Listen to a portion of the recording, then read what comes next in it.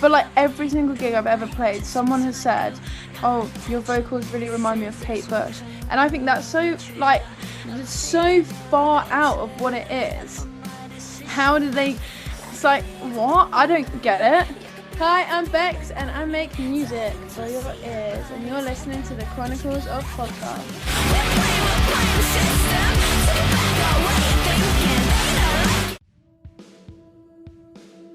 Hello world, Wednesday 13 here. Hey, this is Tom Stain. Hello everybody, I'm Ronnie LeDrew. Yes, my friends, my name's John Mahon. What's going on, everybody? It's Tom. And it's Jamie. Welcome to the Chronicles of Podcast.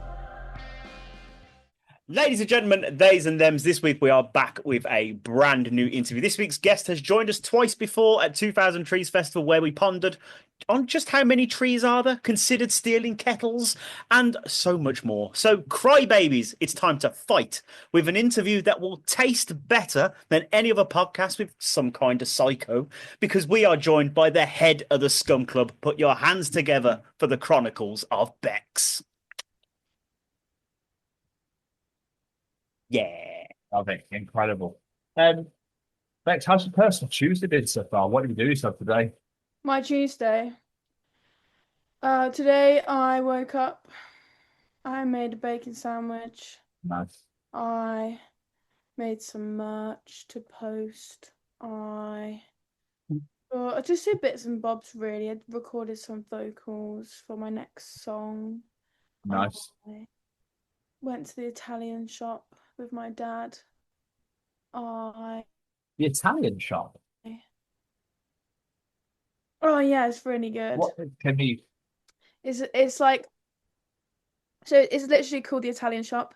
Okay. That's its name, and it's on a street that I live on. So it takes like 30 seconds to get there, and they make these paninis, and they're like they cut the ham in front of you, like they have these big wedges of pig, and they like cut it in front of you, and then they're like, "Do you want cheese?" And you're like, "Yeah, I want cheese." And they're like, "Do you want anything else?" And they have like all these like artichokes and mushrooms and olives and pesto and peppers and tomato. It was really, really good.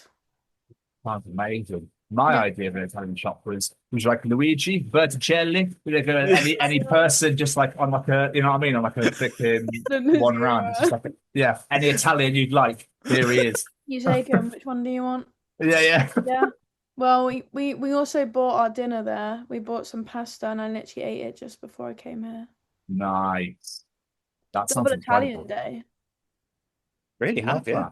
Yeah. Yeah. And I went to a pole class. That was fun. Some fitness. And yeah, I don't know, just bits and bobs, and had a meeting. Yeah. It's been a very Tuesday. Love that. I like that. Tuesday. Like it. That's all we like to hear. But Yeah. Bex, how we like to start these things, we like to go right back to the start, back to the days of young little Miss Bex, you could say. What did you want to be when you were growing up? Has it always been music for you, or was it something completely different when you were growing up?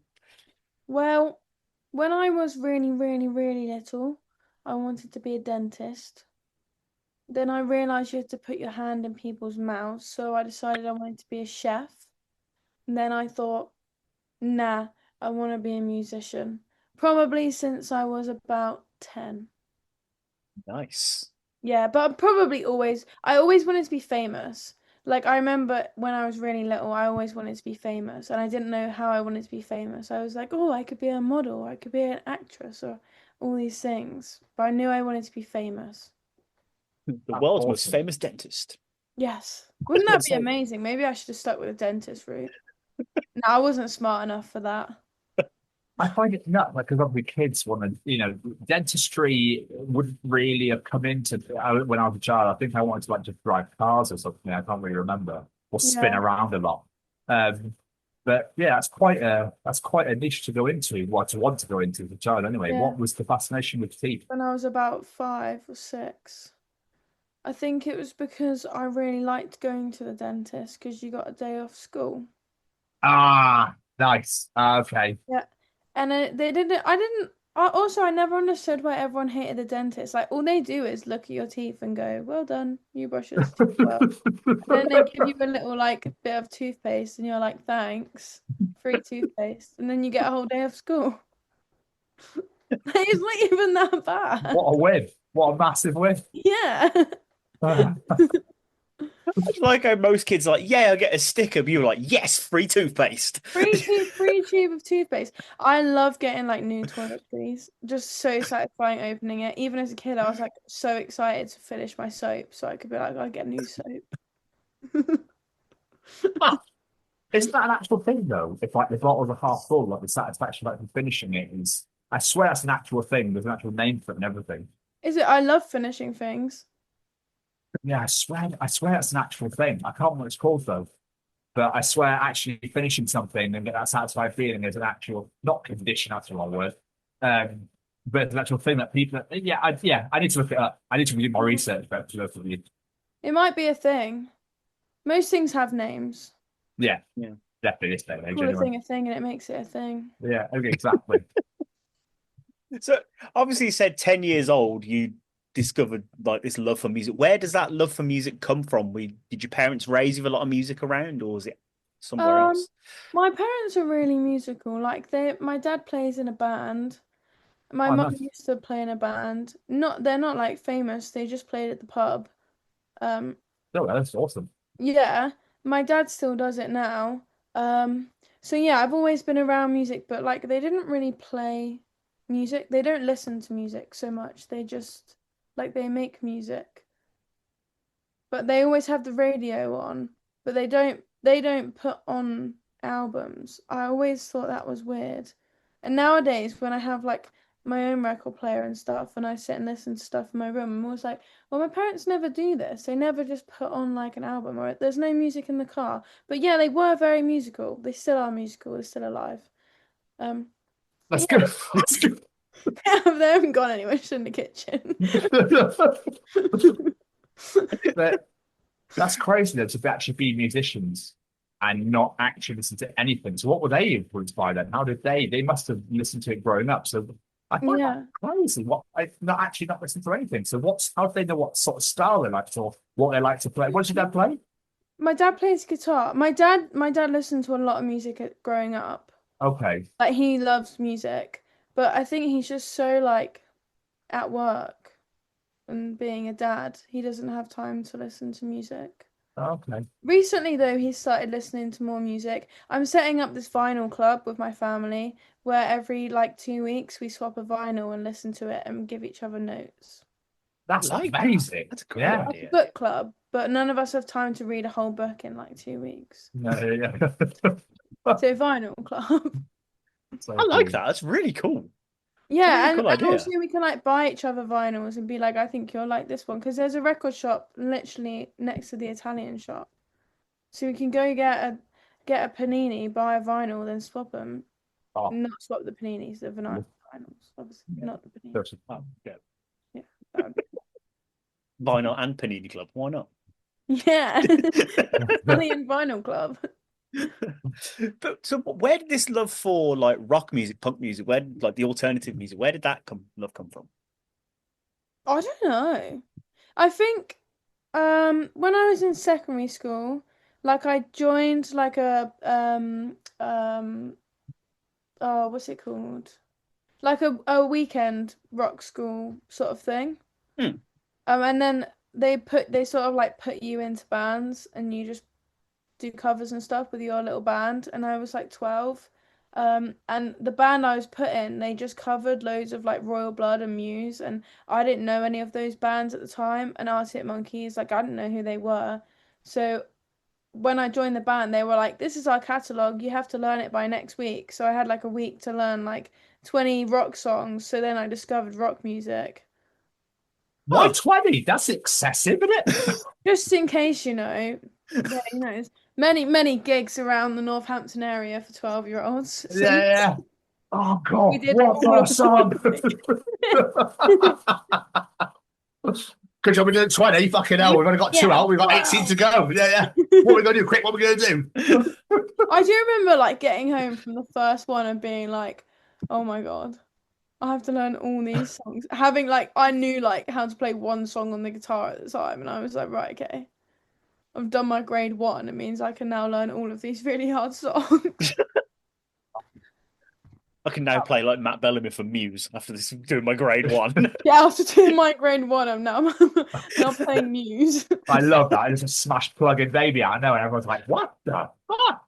Like, don't ask me to play anything else. I don't know how I did it. I don't know what scale it's in. I just know how to play it. That's awesome though. It's like you were asked to like learn these songs, and all of a sudden you were like, "Hey, I like this. I'm gonna like keep doing this. This is Well, gonna be my I don't thing." think I thought about it. I didn't really have a choice. I was just like, oh, cool. And I was like, all these kids are at the school, like they're all really cool. So I was like, if they're cool and they like it, then I might be cool if I like it. And then I was like, oh, they all wear like cool clothes. And I wore like Docs because, you know, they're the cheapest way to go about school shoes because they don't break. So I was like, yeah, I'm already part of the scene just naturally. And then I learned all the songs. And I was like, cool. Now I'm into rock. I love it. Have you heard this band? Have we practiced it? Because if not, no. It's like Muse only have 2 songs. They just have Psycho and Hysteria. Steer, what that bass line? Oh, oh, magnifique, monsieur, madame. Yeah. So, Yeah. at what point did you go then from after like weekend rock club to I want to do this for my career? Like this is what I want to do for a living. Well, I just like I didn't have any friends and I didn't really have much of a good time at school. And so the only thing I really did, like at lunch and break and the lessons I didn't enjoy, I would just sit in the music block and play guitar and learn like new songs and discover new music. Um, and then they banned phones and then they were like, you can't listen to music. And I used to just do that thing where you wire it up in your hair and tuck it in your ear. Nice. Yeah, yeah. I think my lack of friends was like pushed me more into like the weekend school and like hanging out with the people from that and then just being around music because I didn't want to sit in the canteen at lunch on my own. I'd rather sit in the music block. It's a bit depressing, really. But it's sad. I mean, Music that's was shit. my friend. Oh, Yay. Yeah, fuck but then people. I don't like people, I like music. Yeah. Yeah.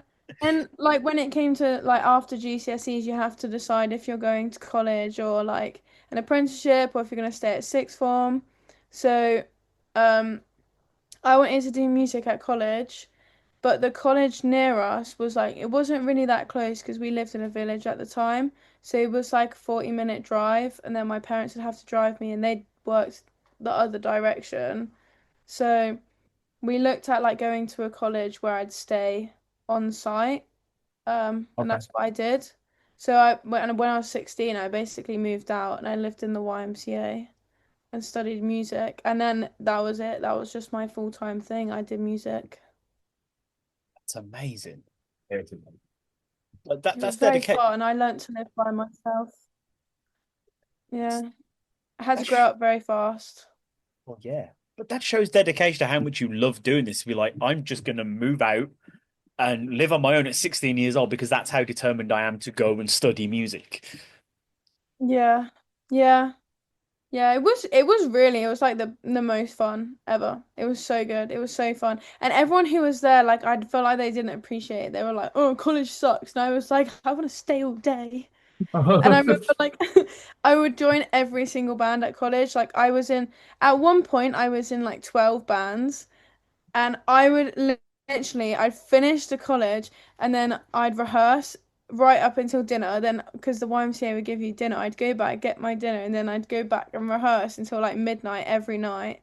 And then when I started my own band in the second year, I literally like if any of the boys didn't show up, I would bang on their doors and I would be like, "Where are you? We have to rehearse every day." And they'd be like, "I don't want to." And I'd be like, "We have to rehearse every single day." And they were like, "Why?" And I was like, "Because if we don't rehearse, someone else is going to rehearse. And if someone else is rehearsing, then they're doing better than us."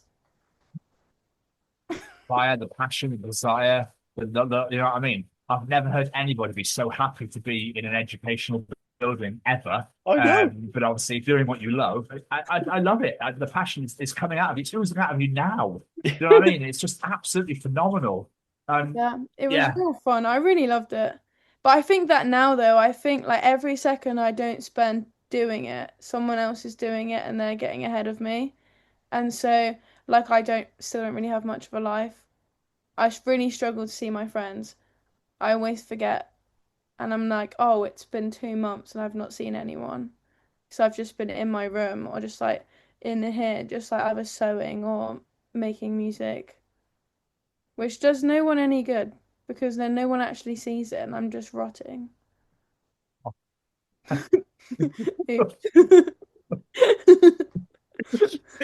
My next thing is I was doing my research and I saw a band you're in called Catalia. I was going to say, like, was this your first band? But apparently you were in 12 before that. So, Oh my God, yeah. That was at the time I was in so many bands. I only played guitar in that band. That was, yeah, I think I was 16. How did you even find that? Oh my God. Google. I'm the king of Google. That's what I That's am. crazy. Yeah, that was real fun. We actually, like, we were really good. We didn't sound good, but like everyone in college came to our gigs, so we'd play to like 100 people and we were like had the best gigs. It was really fun. So what made you go down the road now of doing it yourself? Obviously, being the frontman sort of thing, and having people behind you, like when that all began. I always wanted to front the band. Like I always wanted to be the front person, but I couldn't sing. Like I was completely tone deaf. It took me 6 years to learn to match a pitch. Like, yeah, it was insane. I had vocal lessons twice a week, but I couldn't hear it. And still now I really struggle to like know if I've just sung something in tune or not. But yeah, it took 6 years of like vocal lessons to learn to match pitch. That was painful. My mum had to just sit there and be like, very good. But I just really wanted to do it. I really wanted to just run around on stage and sing to people. And I love singing, like I've always loved singing. And in the car, I'd sit and sing and sing and sing and sing. And my brother would be like, shut up. My mum would be like, she's not doing anyone any harm. But oh my God, it was terrible. It was so bad.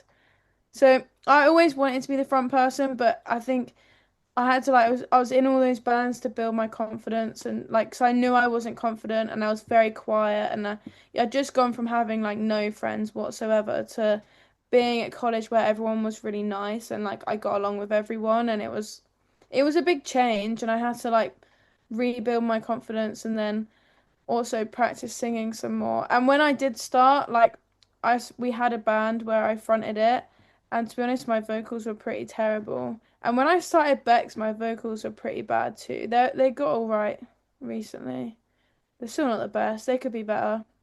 But yeah, I always wanted to front the band.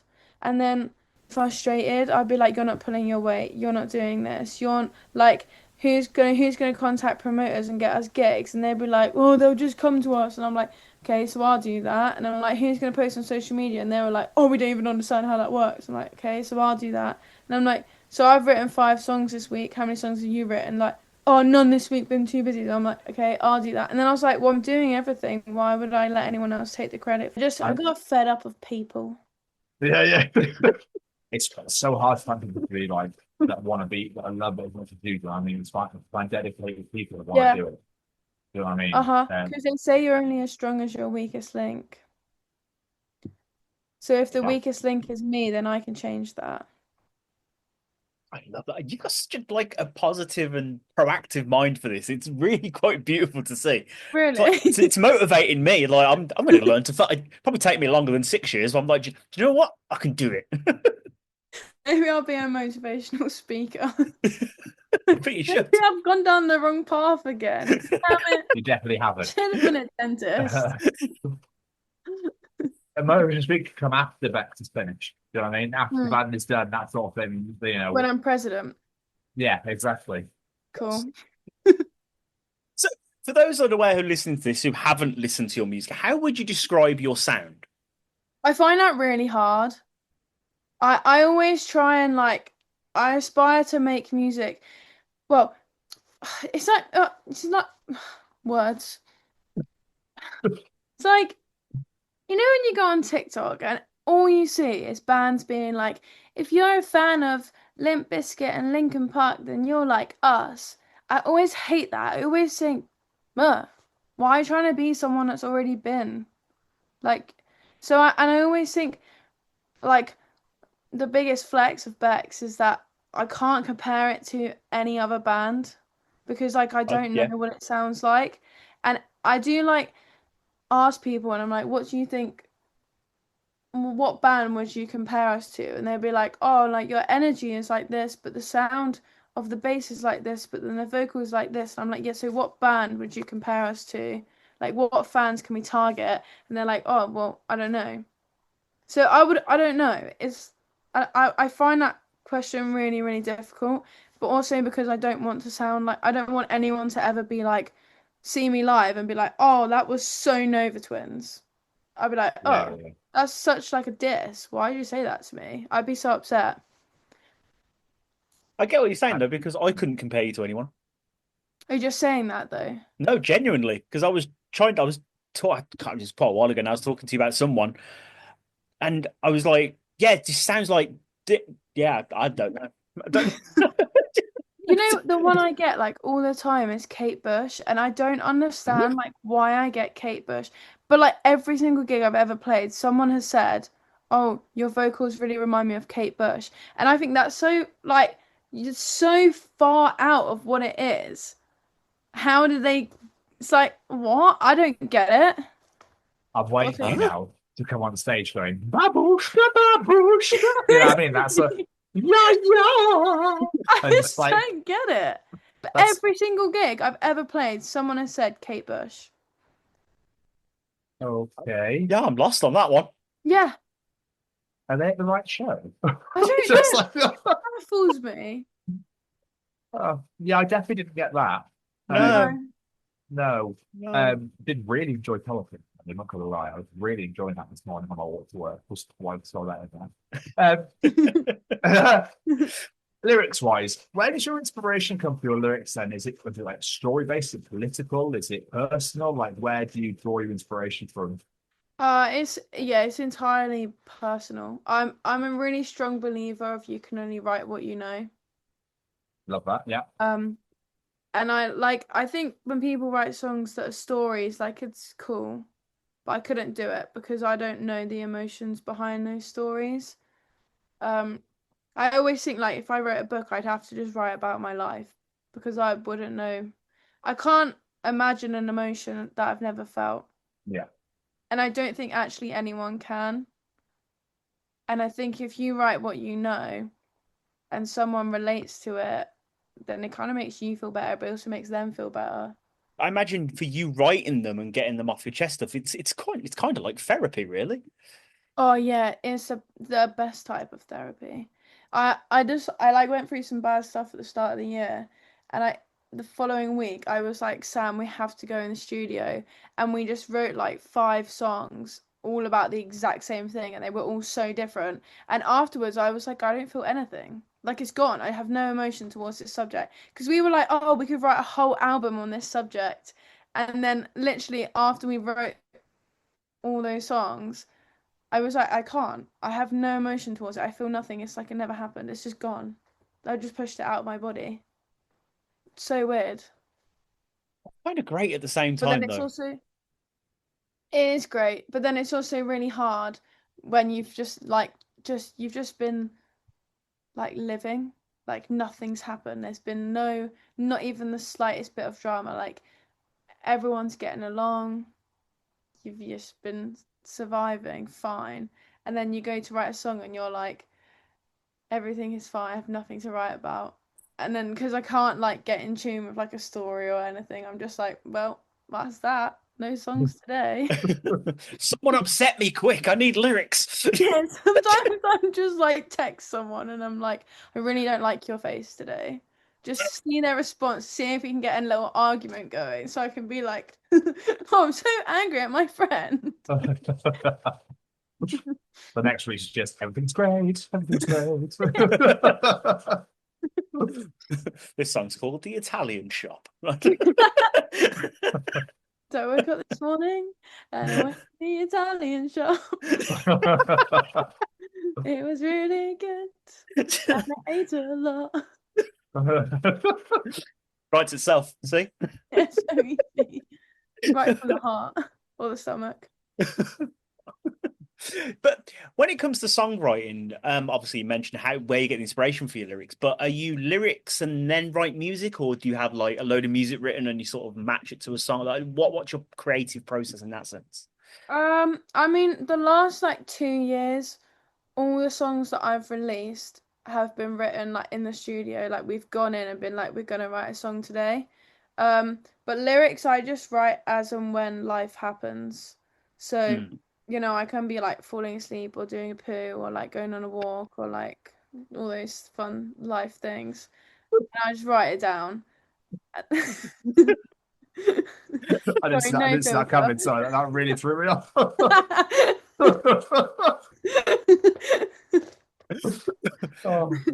has there ever been like moments where you're in like the most inappropriate, like showering or something, like, and something comes to your head, you go shit, and then have to like voice notes for like 3 a.m. or something? Yeah. Often when I'm doing a poo. I mean, they say we have all our best ideas on. So. Yeah, exactly. Yeah, no, lyrics I just write as and when, and then sort of in music I don't find like I need to be in a certain mood to write like an instrumental. I fucking just do it, and then it sort of like makes me think of a certain lyric, and then I'll find it on my phone, and then the song just smashes. I like that. So obviously you've got the boys in the band with you as well. Are they contributing to the writing side as well, or are they just performance-wise? Now I just give them their parts and I say, play this. Don't change it. And if they change it, I go, you've changed it. This is not my song anymore. I'm very picky. I don't like their although my drummer, like we have recently this year, we've started doing live drums on the recordings, which we haven't done before. And he has been like changing a couple of the bits, but it does sound better. So I can't really be like, oh, you've changed it, put it back. I'm like, oh, you've changed it. Well done. Regretted teeth. Good. Thanks for that. The way you were saying that before, like you've changed it, you could tell you were getting like flashbacks. Like I remember this happening. I'm just like, oh, you're not playing my song. This is a different song. Talking about the passion that you have for music and the love that you have for it, and doing it all yourself stuff. You make your own gear, where you make your merch, you make your own dress and stuff you on stage. Like, I think it's phenomenal, and I love that you do this. Like, why do you want to do that? Is it just because you want to do it all yourself as you, because you don't want to pass it on to anyone else and be like, well, I don't like you done that, don't like you done that? Yeah, I mean, I think half of it is I can see things in my head that I can't physically get, and so then I'd have to pay someone to make it, and I don't have any money, so I have to just make it myself. And I've sort of always been like that, like since I got a sewing machine when I was 10, because I don't know why I got it. My granddad just bought me it, and I used to always sew things and make things for my parents. Like I'd make them silly little like pillows and things, and one of them burnt the house down, but oh well. And then what? You can't that. Well, I used to make like I used to get like felt, and I'd make like little cushions, and they're really easy to sew. And I sit and watch TV, and I'd be like, I made you a new cushion, and I made one that had a drawing of our dog on it, and it was really good. Like I was really proud of it. And then we had an electric fire, and they put it on top of the electric fire, and then they put the fire on like a couple months later, and I was like sat making something else, and my brother was like, Bex, the fire is on. And I was like, yeah, Dad put it on earlier. And I was only like, I think I was 6. I was really little, and I was like, yeah, Dad put it on earlier. And he was like, yeah, but there's like fire coming out of it. I was like, yeah, it's supposed to do that. And the dog was next to me, and then he went and he left, and I'm still like hyper focused on this sewing. And my mum just like came running in. She was like, Rebecca, get out of the house! And I was like, what? And I threw my sewing, and I picked up the dog, and I was like crying. I was like, why are you screaming at me? I'm just doing my sewing. And anyway, the pillow had got caught on fire on top of the fire, and that whole living room just went poof because it was a gas fire. And I was just sat there, I didn't even know. I was just sewing. I was just like, having a good time. And then suddenly everyone was screaming at me. Crazy. And then anyway, the next day, we literally just locked the front door and went on holiday. Just dealt with it a month later. Just like, bye. Well, Arthur's gone. Never mind. Up to Italy we go. See ya. My mum was like, and when it was on fire, you could see it like behind the curtains. And we were stood on the drive, and I was like holding the dog, crying. And I just remember my mum going, Dave, get back in the house. I need our passports. And then my dad is like, I'm not going back in that house. And my mum just ran in the house and she got all the passports and she came back out. She's like, I'm going on holiday tomorrow. I don't care if you're coming with me. And we just went on holiday. Like nothing happened. That's That might be amazing. the greatest story that's ever been told on this entire show. That is incredible. And we still have the little singed bit of pillow upstairs because we just moved house and I found it and I was like, that's so funny they kept that. That's blushing almost. Oh, look, we're at our house and we all die. I'm going to go over down to the ground. Look, there we go. There's a bit memento for you. I just got this image of 6-year-old Bex on the floor just going, oh, I'm enjoying myself. It's getting warm in here, though, isn't it? And I had absolutely no clue what was going on. And I forgot. When it was on fire, my mum was like trying to put it out because before it got big, and she was like, Dave, call the police. And my dad ran away, and then he ran back and he was like, what number do I call? And my mum just flipped. I left. There Yes, love it. There she is. So we have really bad Wi-Fi. It's all good. mine's playing up as well, so don't worry. Is it? Oh, Yeah. ours is just really bad. Like if you try and print something, it takes about 15 minutes. It's just like for the whole time. It's so annoying. It's terrible. Proper 1990s printer. Literally, for like half an hour. See, every time someone orders something from my site, I'm like, oh, great. And watch a printer for another hour. You'll order in 3 to 4 weeks. Yeah. But why is the shipping so long? But the printers are really slow. So we do have to talk about it. We mentioned then you make your own stuff, like very much in control. But right behind you in that picture are 2 giant versions of your own head. Where on earth did the idea for Big Bex come from?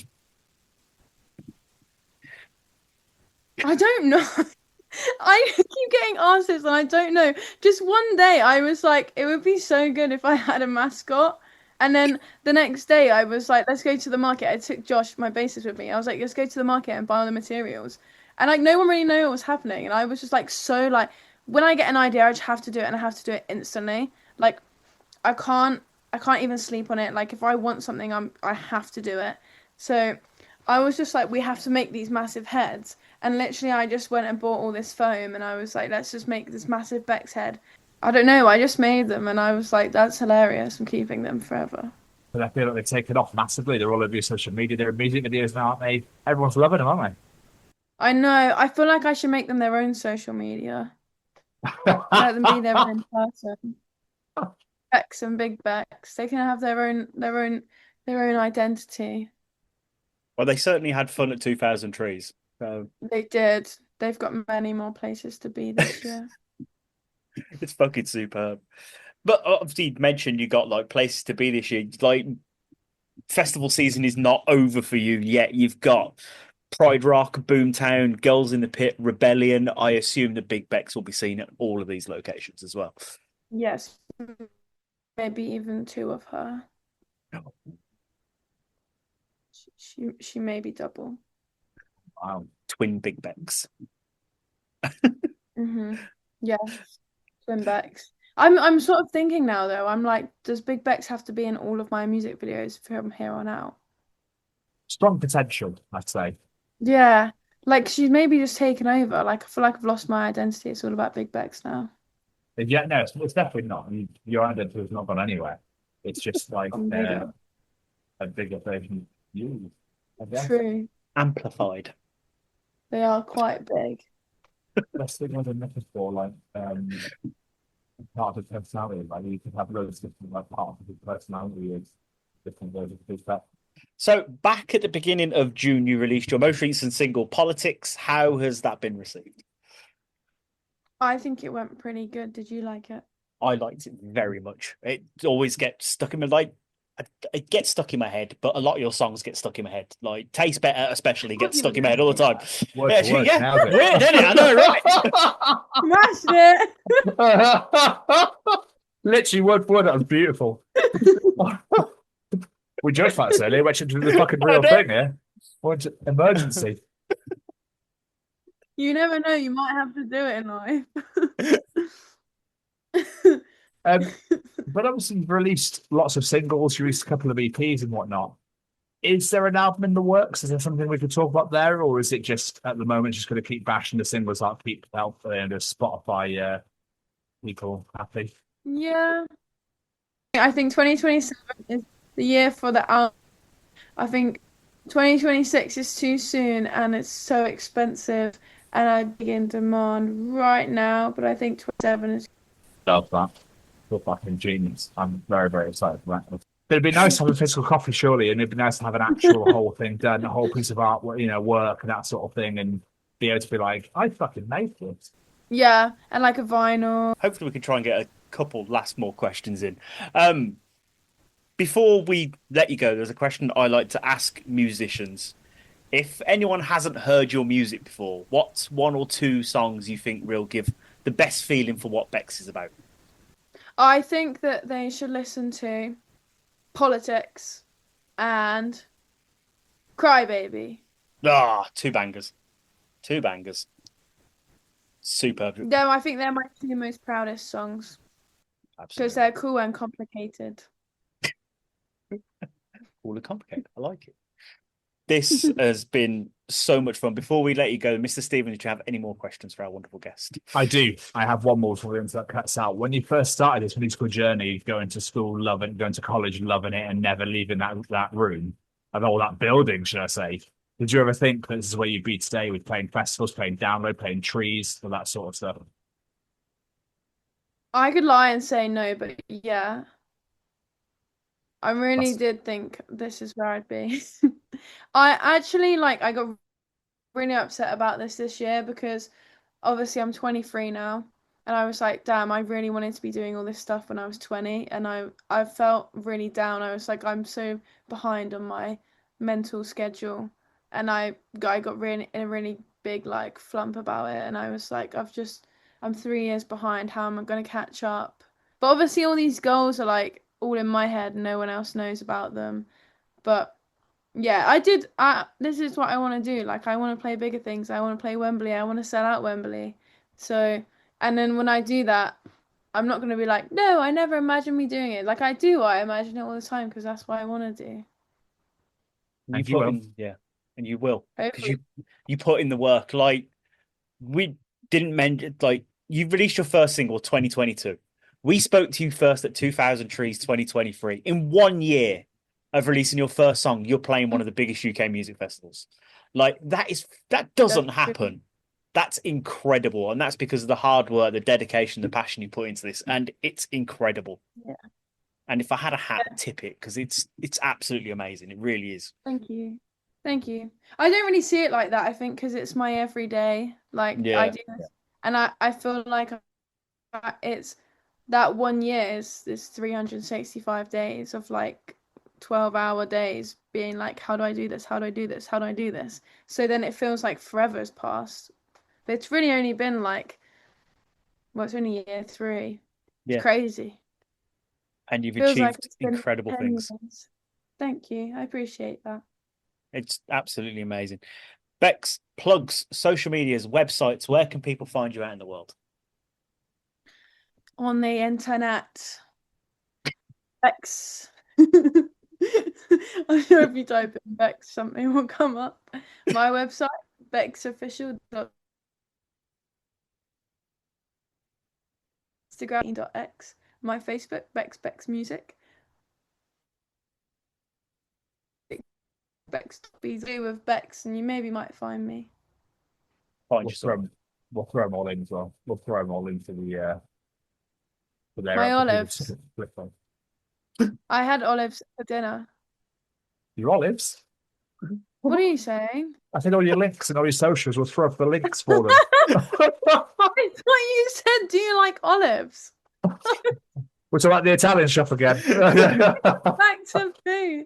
I was like, yeah, I put some olives in my pasta.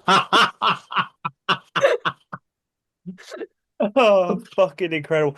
Bex, technical difficulties aside, this has been so much fun. Thank you so much for taking the time out chatting to us today. Thanks for talking to me. An It's absolute been- pleasure. Yeah, I cannot wait to see how your journey continues because, like I said, you've been doing incredible. So young into your career, it's fucking amazing and it's great to Feels like watch. it's So been just keep forever. smashing it. Thank you. Peace, love, and understanding. Absolutely.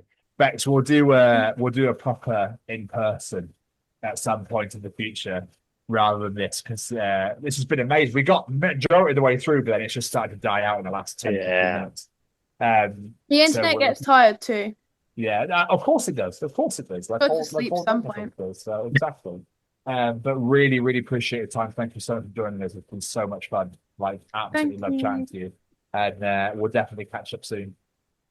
And Perfect. Sounds good. thank you so much, Rob. You take care of yourself. All right. Bye. Bye. Bye.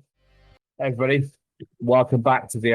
Are we on 180 now? 180. I literally have lost count. Let's put it that way. That's awesome. We love that. We're 20 away from 200. We've actually brought an interview this week as well. We've actually got an interview for you to enjoy as well. Hopefully, you enjoyed the Chronicles of Bex before you came and sat with us. Unless you jumped straight to us on the video, then go watch the Chronicles of Bex because you will not be disappointed. Normally, how I start these shows is we just jump into some really fucking stupid shit. But considering we recorded Monday of last week, obviously there was some hugely tragic news in the world of rock and metal on the Tuesday, which was the sad passing of Ozzy Osbourne. So I am going to pass you over to my co-host Jamie, who wants to say quite a few things, and then we'll get back to the really fucking stupid shit. Yeah, this sucked. This hit me by surprise. I was at work on Tuesday, just scrolling, open Facebook, and the next thing you know, Ozzy Osbourne has died 17 days after that incredible Back to the Beginning performance. And it was like a gut punch, to be honest, because this man, along with Tony Iommi, Geezer Butler, and Bill Ward, they created heavy metal.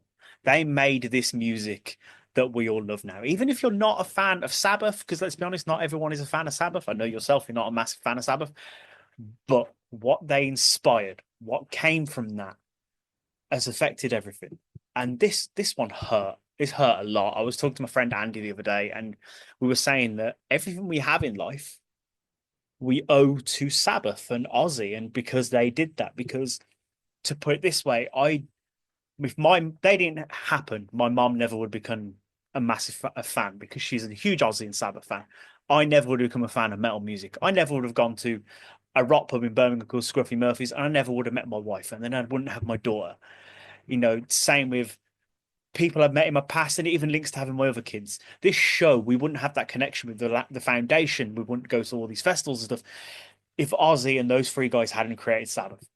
So, this is a massive, massive thing. And it hurts to think back on how much this man has affected all of our lives simply by putting an advert in a shop one day saying Ozzy Zig wants a gig. And yeah, it completely changed our world. And this one really sucks. And it's taken a little while to get my head round, to be honest. The outpouring of love has been absolutely incredible. Birmingham has been packed since this happened. The bridge, the mural, everything covered in flowers and testimonials, and just so many lovely messages to Ozzy, showing their appreciation to him and everything he's done for all of us.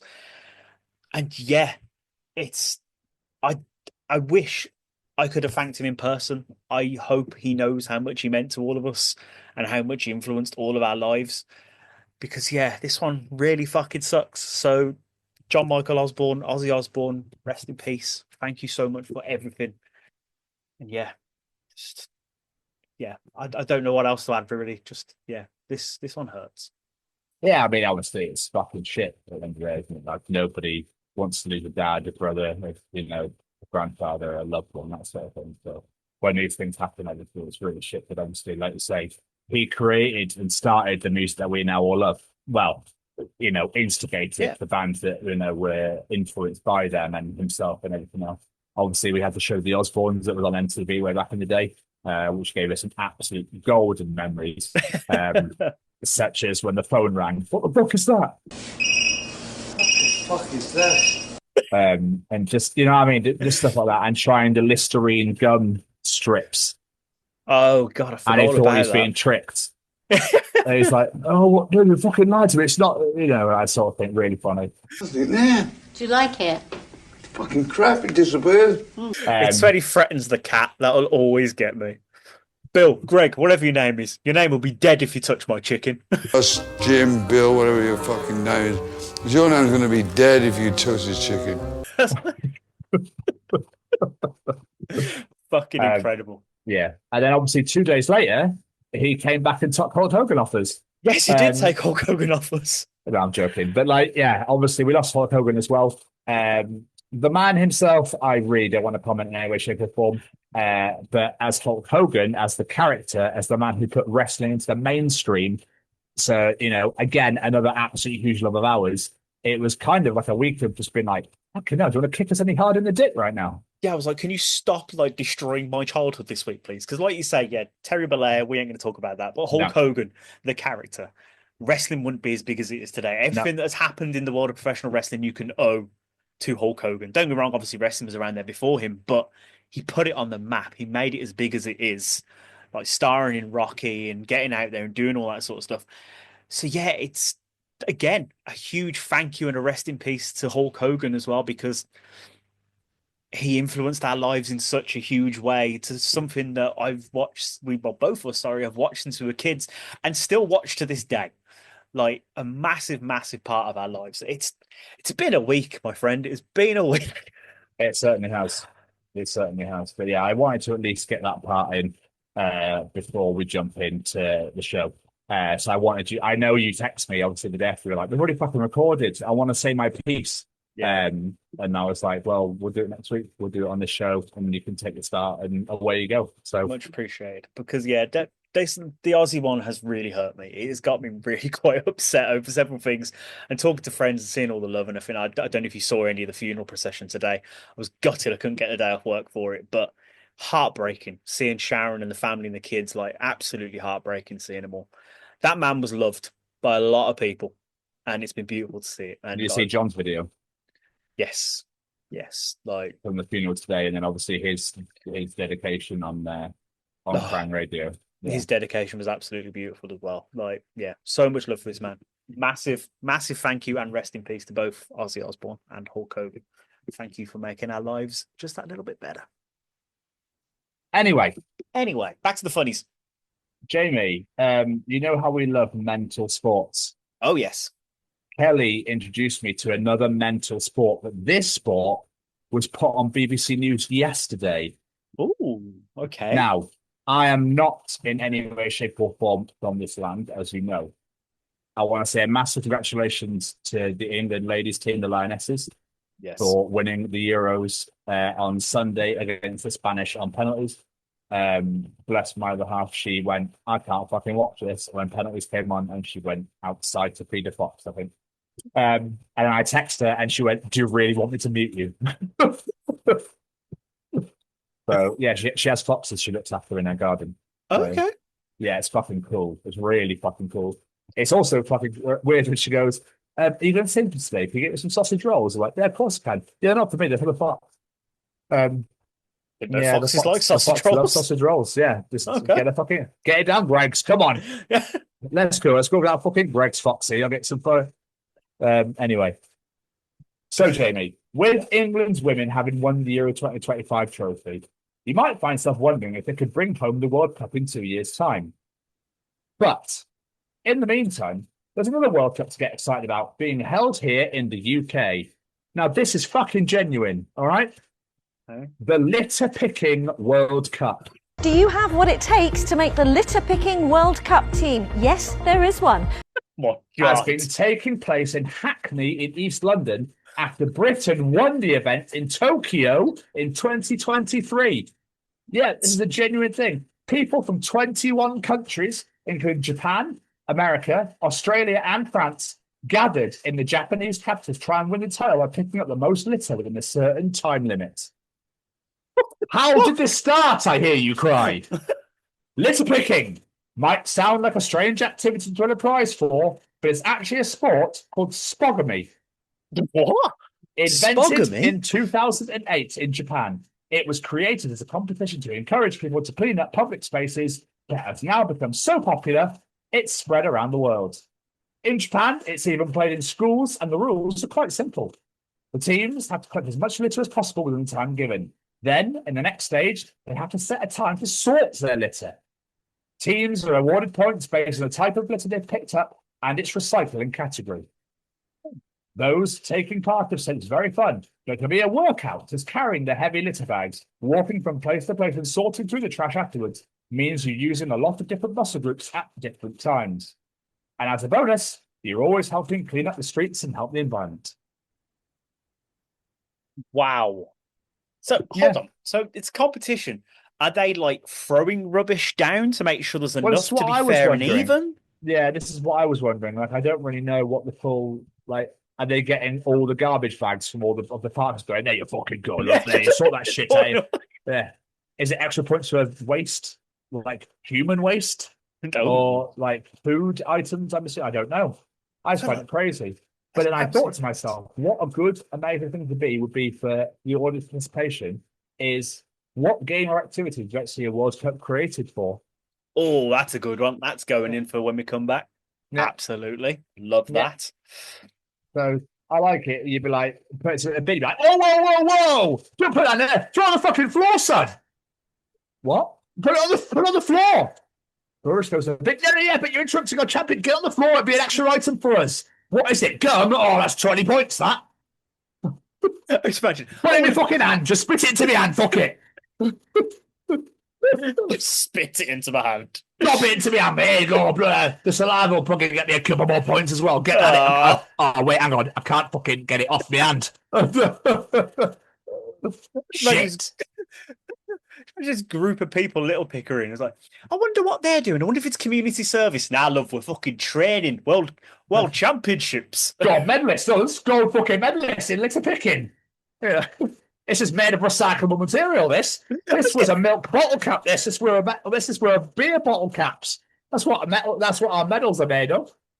I'd be really disappointed if that isn't the case now. The prices are made out of recycled material. Recycled, like, paper or something for the strap, and then just recycled beer bottles. Beer caps for the medals. That'd be amazing. I do love the fact that he's promoting, like, picking up litter and looking after the environment. That is great, but how the fuck did that turn into a world championship? Well, it's very Japanese, isn't it? It is very Japanese. Very Japanese. Yeah. Like, to be clean, respectful, tidy, that sort of thing. I like it. It's great. Yeah. But it's just mental how it's become a thing. Yeah. And what did you say it was called? Spogomy? Especially America. Yeah, Spogomy. Yeah, that's a good point. Especially America, yeah. They're the ones that throw everything down for all the rest of the world to compete. They put all their dumpster fire out on it as well. There you go. Get that fucking garbage that the actual country is. I'm joking. I think was trying to clean the country. Like, I can't do it. It's so scrubbing. It's so unclean. It's so unclean. But still, yeah, it's a thing. That's actually amazing. I really like that. That's really cool. Very odd. But now we want the England team to win that as well. So yeah. Well, you do. Well, yeah. Is there a Scottish team? I don't think it's a Scottish team. I think it's the UK as a whole. Oh, okay. Yeah. I don't know why the idea of Scottish litter picker really amused me. You got the shape. Fucking hell, pal. What the fuck's that? I got me wee buck. I wonder where the fuck that were. I've been looking for that for a fucking year. Anyway. Still, Fucking Jamie. beautiful. Yes, sir. Do you know what's absolutely mental for me that doesn't exist anymore? Wife swap shows. Oh yeah. Who the fucking hell thought of this? I've no And then idea. whose wife or family was like, do you know what, love, I've had a fucking nothing. Can you go and fuck off to somebody else's house? What do you mean I'm getting their wife back? Right, no, I thought I'll put, yeah. Or do you reckon some people got the wrong idea? Oh, 100%. 100% someone thought that was something, especially before like the show launched, and they were like, welcome to this new program. So the kids are like, who the fuck's this woman? Like, why were you, like, what's going on here? That's the thing that always confused me the most, those poor fucking kids. Like, oh, the poor fucking wives that actually agreed to do this shit. Why was it not husband swap? I feel like, wouldn't you be really offended if your other half was like, I want to swap you with someone else for a week? Like, what the fuck? I It's never such a got bizarre I never concept. understood. It is a thing that I'd never got it. Never understood it. Like, they have some random woman screaming at random kids. Like, that has nothing to do with it. Oh my God. I remember there being a viral clip of some kid on this. Where the mom tried to stop him eating bacon. There's like a southern kid, he turned around to him, like, listen here, Nana, I gotta tell you something. Bacon is good for me. And just storms out of the house. No, I want my bacon. I gotta tell you something. Bacon is good for me. Phenomenal. I remember me and like some guys I used to work with when I worked in Gloucester. Like, used to quote it to each other all the fucking time. Like, and there was celebrity versions of this as well. Was that? Because Ric Flair and Roddy Piper did it. I remember. Oh, did we do it over here? Probably, but I know there is an American version. I'd say absolutely mental. Why you want to go say some strangers fucking else? Really odd concept. It's like, turn around, would you like to leave this house and look after me and our child and go live at some other guy and look after him and his kid? Sounds like a great idea, love. I'll see you in a week. Do you know what I'd do if I was the wife? I would go to that person's house and be like, well, then, I got a fucking week off here. Sit on my ass. Yeah. Absolutely. Chill out. Well, yeah, weird. Was it some really religious couple? Wasn't it some really weird religion? They always had to fuck him up, didn't they? And put like the beer swilling, swearing, like hillbilly with a really religious, respectful, clean. You know what I mean? Just because they find it entertaining for TV. Yeah. There's got to be some weird mixes. I bet there's some really entertaining episodes of this, though. I'm not going to lie. Yeah, not for me. It's obviously where reality TV shows started. I must not happy. Like, do you reckon it happened, though? That they wife swapped and they were like, do you know what? I think I prefer it here. I think it was a couple, or maybe they like fell in love with each other or something. I don't know. Got to have happened. I don't know. It's such a weird idea. It's just a little bit cruel on the kids as well. Like, we're going to take your mum away. We're going to let you get close to this other person who's going to look after you for a week, and then you're never going to see her again. Yeah, it's a bit odd. It's cruel, so odd. Weird. Anyway, Jane, what's your single of the week this week, pal? Oh, bloody hell, we're kicking into this early this week. My single of the week this week is the brand new single by those legends in 3 Days Grace, and it's called Kill Me Fast.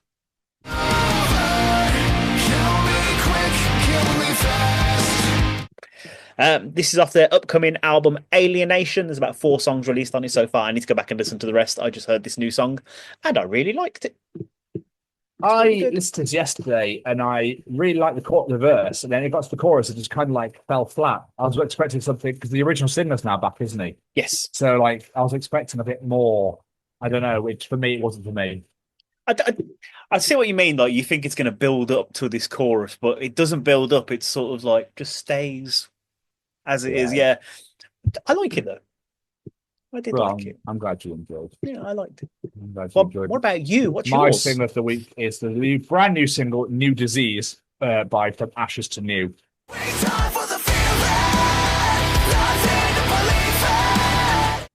And then, of course, the guitarist and the drummer from Ashes to New were in Hillhaven originally last year with good old Chris Kelly.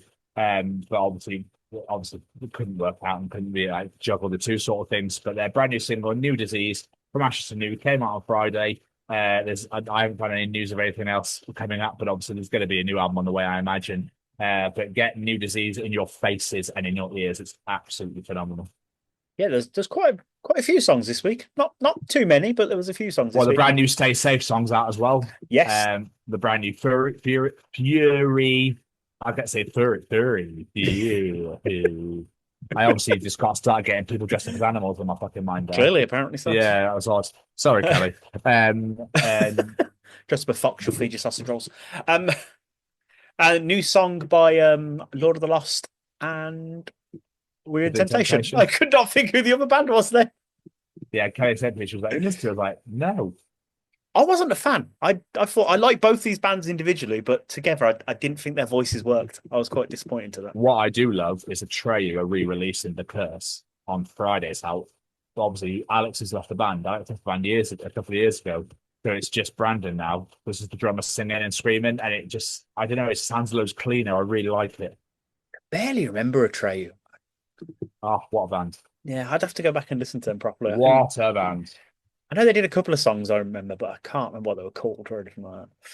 Well, they released You Eclipse by Me and Bleeding Mascara, and they've put them out with just Brandon's voices. I think it's phenomenal. Their Like a Stone cover by Audioslave. The Audioslave cover is also phenomenal. Ooh, that's one of my favourite songs of all time. That's a very good song. So I know, but a lot of people are like, oh, it's shit, because it's like, yeah, but no one's going to sound like Chris Cornell. So rather than try and just make it your own. And they did, and I think it's absolutely phenomenal myself. But there we are. I like it when cover songs try to make it their own instead of just doing the original. We've already got that version. Do something different. Yeah, exactly. Absolutely. But I believe it's time for Callum's Streetings. Do you want to know something? Callum will be able to tell you in Callum's Streetings. Is cereal soup? Ooh. Callum is back to teach the world, the nation, the universe, the UK, the USA, the UAE, the Dubai, the Kazakhstan, you know what I mean? I was trying really hard quickly to think of, I was going to say USSR, but I wasn't this anymore. And obviously that was a Soviet nation, so we don't ever want to talk about that. But I just ran out of letters. What's the word? Not anagrams. Oh my god! Acronyms. Thank you. Like countries that are just letters. And I just completely flew. I think it was only 3 anyway. UK, USA, UAE. What's UAE? Oh, United Arab Emirates. Yeah. Yeah, I can't think of any more. I don't know anymore. The NORWAY. Just spell them all out, man. Norway in the house. Oh yeah, we're very happy to be here, yeah. Anyway, Jamie, what is Callum treating us this week? Babies being so helpless is a real flex for humans as apex predators. Right. This is kid speak, so what's flex mean? Basically showing off. Right, okay. Yeah. So babies being so helpless is a weird flex for humans as the apex predator. Jesus Christ.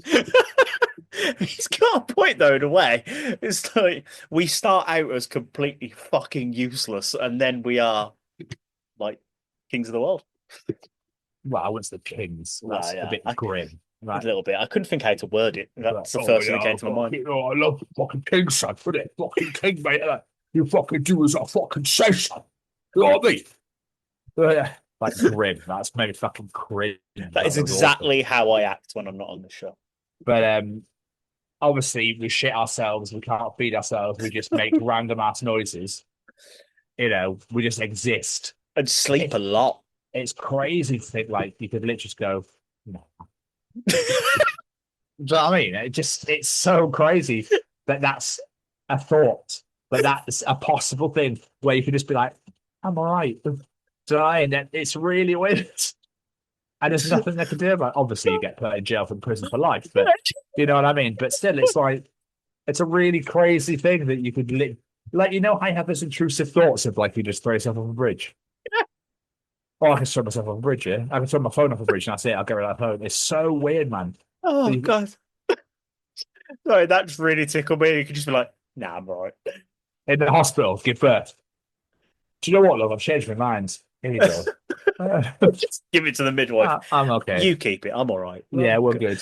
I've got off the idea now. Yeah, it's crazy, man. It's Yeah, but the fact that it's that response. Obviously, you know exactly what it feels like. I have no fucking clue that you are responsible for 18 years of making them grow up properly.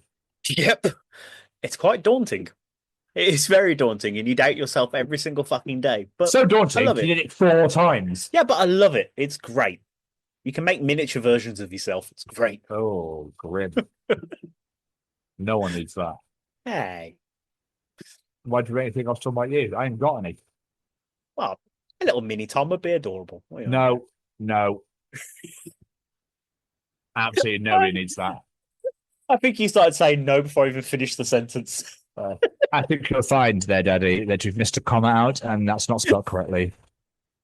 I think you'll find that there actually is a W there. Yeah. I used to do it in lectures at uni. I could see words spelled wrong and I was like, is that meant to say that? Thank you. Such a prick. But it's better mistake to do my head in. I've noticed. Trust me, I know. One of the best things you've ever done is you did a trees email for this trees this year, and you called it 2000 Trez, which I loved, and you signed it off. This is the best bit as Jamie Westwoo, and I always want to call you it. Jamie Westwoo. I mean, spelling trees wrong is one thing, but spelling my own name wrong is another. Superb. Absolutely superb. I was so happy I've got it saved in my camera roll. Of course it is. Yeah.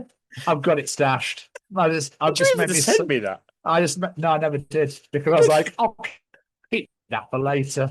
It's got like a little stash kept aside. Just be like, they're all Jamie's fuck ups. I think there's about 346 in there now, but you know, probably. It wouldn't fucking surprise me. Nothing's going to beat Westwood, though. I don't think I ever need to put anything in there ever again. You fucking imbecile.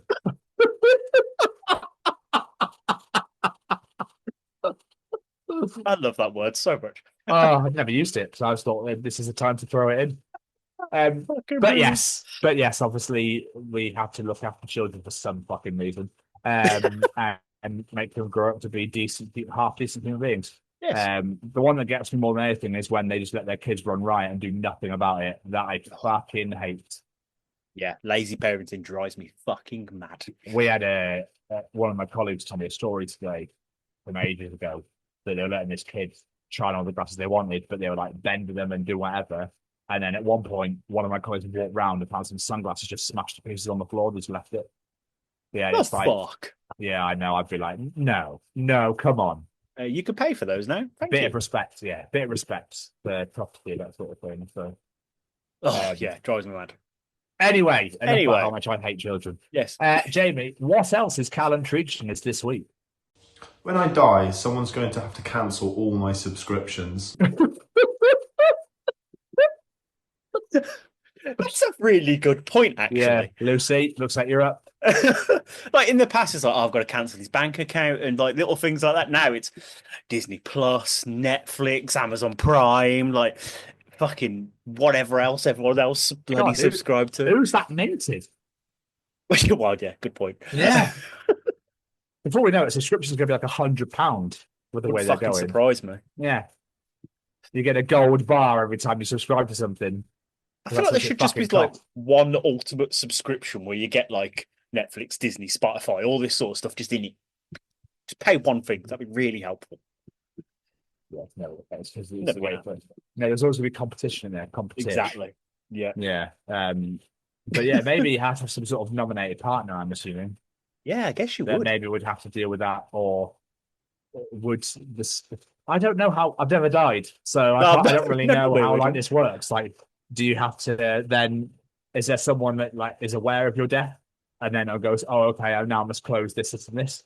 Unless when your bank account gets closed, it just cancels them all anyway. I don't know.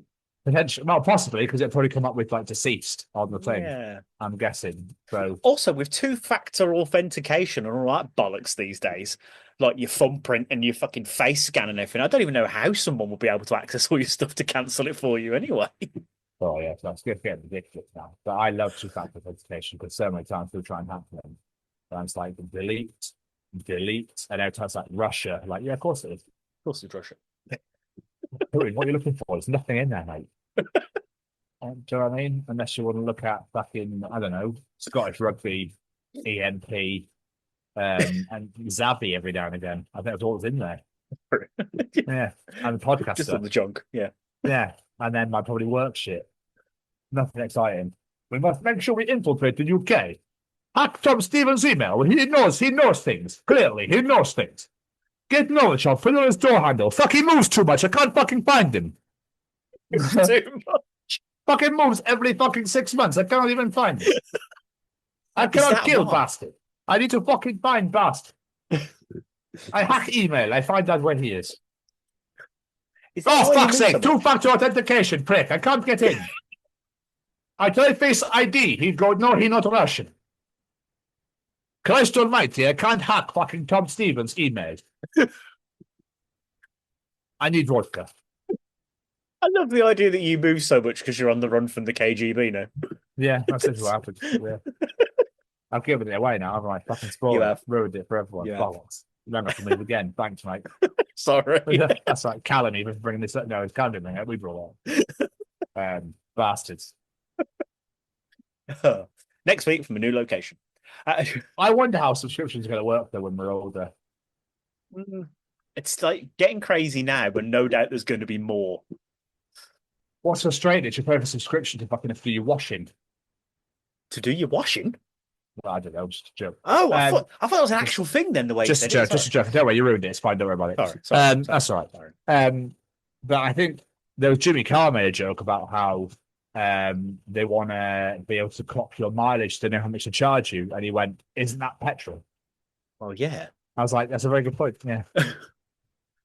It Americans charge for everything. Insurance for this, insurance for that. Americans, it's all about money. And I worry that this is the way we're going here. Yeah. Yeah, I do worry things are changing a lot. And everything's going up. Still. No, it's going up still. Oh, still going up still. Still. Yeah. Anyway. Yeah. Put the water rights there. Put the water rights. Lovely. Anyway, moving on. Many uses of the word still. Now. Yeah, exactly. Sorry, everyone else who learned English language. Anyway, Jamie. Anyway, yes. And finally, what is Callum treating us this week?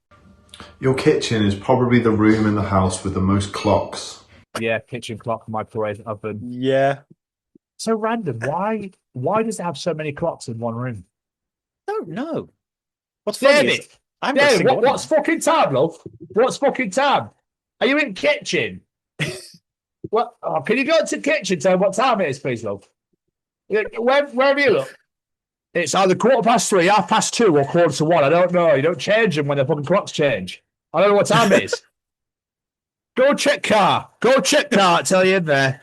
That says 5 p.m, love. I haven't got a fucking clue what's going on here. I've been able to change that since 1974. Yeah. No one fucking... I mean, everything's digital now. You don't need to, really. Well, yeah. I haven't got a single clock in my house, now I'm thinking about it. Do you go by sundial? But obviously, we just look at our phones or ask, like, the smart devices that I'm not going to say the name of because they'll light up. Yeah, I can't... No, I haven't got a single clock in this house. Alexa... Got headphones on. I tried. You never know. She hears all. Even in my kitchen, there's not even a clock in there. My microwave's hasn't got a digital display on it. My oven's that old because it needs replacing. It doesn't have one on it. No, I don't have a single clock in there. Wow. Huh. So you never know. Interesting. I feel like I need to buy a clock now just because I don't have one. Why? I don't really know, to be honest. It just feels weird that I don't have one. For feng shui, darling. For feng shui. Yeah, pretty much. I don't give a fuck what time it is. Just put one up. And I'll never remember to change it. It could be 2 a.m. in the UAE. That's all I care about, as long as it's up for decor, darling. I often wonder now, because everyone just looks at the time on their phone, how many people have the batteries have ran out of their clocks and they haven't noticed for so fucking long because they never look at it. People still display them. People just display it. My house in London, a clock on a bookcase just sat there. No one ever looked at it. It was 6:45 a lot. It's Bernard's fucking clock. There you go. Frozen in time. It's only right twice a day. Forever 6:45. That's all it's ever going to be. Callum, mate. Oh, thank you so much. Super. As always. Massively appreciate it. Jamie, how are you? I'm good. I'm pretty tired. I've been on early, so up at 4 o'clock every morning. So, yeah, pretty damn tired. But other than that, yeah, I'm good. How about you? Oh, wow. I was not expecting that at all. Yeah, I'm fucking knackered. Absolutely shattered. I'm not up at 4 a.m. I'm up at 7:30, but still, I just don't stop. No. So, no. I work all fucking day. I walk there, work all day, walk home, and it's either a recording to do or a show to do or exams to revise for or revision or exams or work or I just don't stop. So I'm very much looking forward to my night with Kelly tomorrow night. I can tell that right now. Just chill out. Have a chill night. I have movies and nothing. It's going to be great. Sounds like a good idea. Yeah, it's going to be wonderful. So what's been going on? What has been going on? I've been back at work, so I've been Rihannaing. It's been all right. Had an interesting morning yesterday. I was cycling to work. I got about halfway, and my back tire just decided to go on me. So I had to walk 45 minutes with a fucking flat back tire all the way to work. I had to phone them up. I was like, I might be late. I might make it on time. I don't know. Normally I can just power walk, but when you're pushing a bloody bike with a flat tire, you can't really walk overly fast. So that was a pain in the arse. What happened to it? I don't know. I was just going all There's nothing in fun, it. just cycling, and then the next thing I know, boom! I must have cycled over something and popped it or something. I don't know. But yeah, I haven't had a chance to have a look at it yet. But yeah, pain in the arse. Obviously, last week was my birthday. I'm now a year older, nowhere near wiser. Went to go see the kids, spent the day with them. We did an Alice in Wonderland themed escape room, which was really fun in Cheltenham. Yeah, we only passed it because the lady gave us extra time. Nice. It was quite tough, to be fair. Although one of them was like, you got to move cup. You put the cups on the table, and it tells you like clues to move them around. We did it, nothing happened, so we moved them again, and they're like, "Oh, you actually got them in the right place, but it didn't set the sensors off." Great. Do you think we could remember where they went? We had to do the puzzle again. Like that killed us a bunch of bloody time. But no, it was really fun. Really, really fun. Then we went for food at the Harvester. And then we came home, and me and Becky chilled out, and we watched Craven the Hunter. Because that's on Now TV now. We hadn't watched it yet. It was all right. Quite good fun. I have no idea if it was accurate to the comics. I don't really know anything about the character, but it was quite fun. It was all right. Quite good fun. And then the following day, Harrison decided to come up and see me because I didn't really see him on my birthday because he was working. He couldn't get out of work. And we went to Birmingham City Centre. We did the bull hunt. I don't know if you know, like cities do. They've got statues and stuff like that, and you got to hunt around and look for them. A lot of cities do it in the summer. I know Cheltenham does one as well. But there's one in Birmingham. It's basically decorated bulls. I think there's 120 of them to find, something like that. So we were doing a bit of that, and then we met up with Harrison when he finally got there, and we basically did the Ozzy Osbourne Memorial Walk. So you got the pictures, the museum. We went to the bridge, the mural. We went to the Crown Pub. We looked at Selfridges. They've got like a Lego display and that sort of stuff. So it was just a nice day, just like talking about it, remembering Ozzy, doing things like that. And yeah, mostly been Brianna. And like I said, we did an interview last night, which was great fun, although internet problems made it a pain in the arse, but it was great fun. And yeah, and here we are. Watching wise, I am on WrestleMania 33. I've just finished Triple H versus Seth Rollins in an unsanctioned match. That was quite good. I don't remember this event. I know I've watched it, but I don't remember it very well. I think it's the one with where Reigns beats The Undertaker in the end. Can't remember. I think it's this one. The one before was a lot better than I remembered, with the Hardy Boys coming back for the ladder match. Yeah. That was a good event. And we're now on season 2 of The Rookie, which is a very good show, and I can't believe I didn't watch it sooner. And that's pretty much me. What about you, my friend? You really, really love everything, don't you? I do love everything. I like being happy and liking things. What did it say about being happy? Well, I've been Rihannaing a lot. I've been revising for my exams and doing my exams at work, which has been a lot. I'm not going to lie to you. It's only 10 exams, but my God, they're just intense. There's just a lot to cram in and to remember, and it just wipes me out. I'm too old for this now. On Sunday, me and Kelly went to B&Q, and whilst we were in B&Q, we heard a voice we didn't want to hear, so we left pretty sharpish. That being my old landlord.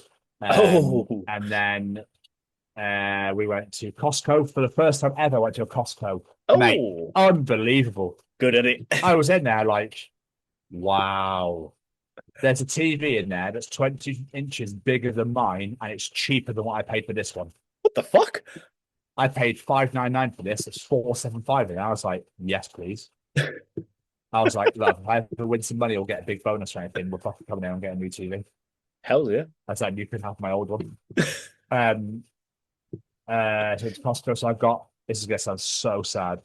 I was buzzing because I got a massive, huge thing of Lenore. Right? Okay. And you laugh your tits off, right?